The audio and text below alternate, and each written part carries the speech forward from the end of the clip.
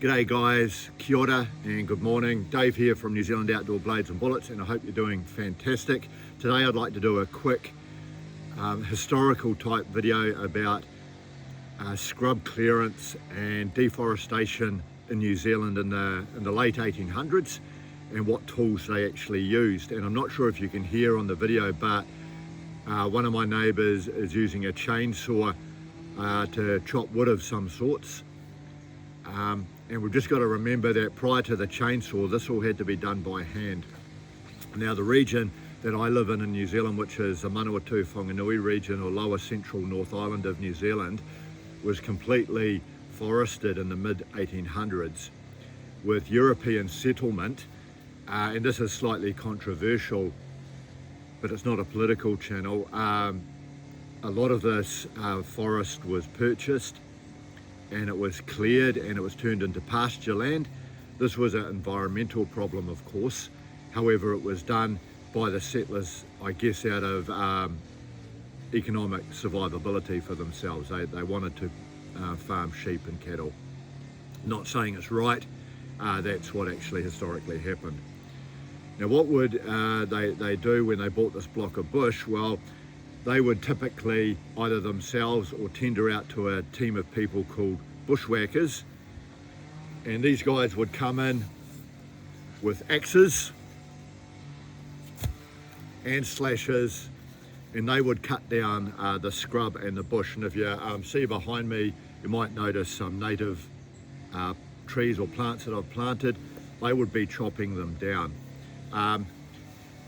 The slashes were sometimes made in New Zealand, or commonly they were also made in Australia. Back in the 1800s, New Zealand and Australia were virtually the same country. And also long-handled axes made in England, Australia or New Zealand, often Australia or England. Just by the way this one was made in Sheffield, England, it was a bit of a score, and this is a long-handled slasher which is very, very effective for chopping down scrub, which is behind me. And what would happen is these teams of bushwhackers would go into a forested block and they would chop down the trees and the scrubs using axes, slashes, and in some cases saws. And then they would let it all dry off, and then they would burn it. And they'd try to have what they called a clean burn, so that there was basically virtually nothing left apart from ash.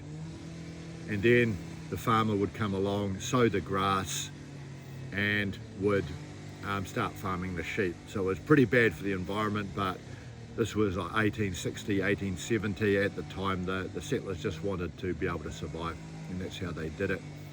What's pleasing now is that in this day and age, a lot of people, farmers and otherwise, are replanting natives, and you'll see these native plantings, especially alongside fence lines and streams. So it's slowly getting more environmentally friendly.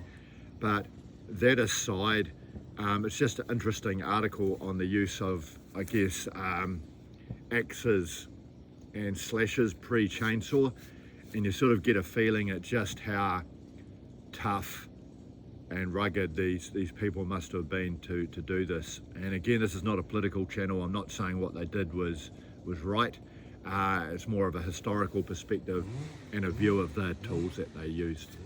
Anyway, if you got this far, hope you have a fantastic day, and thanks for watching. Cheers.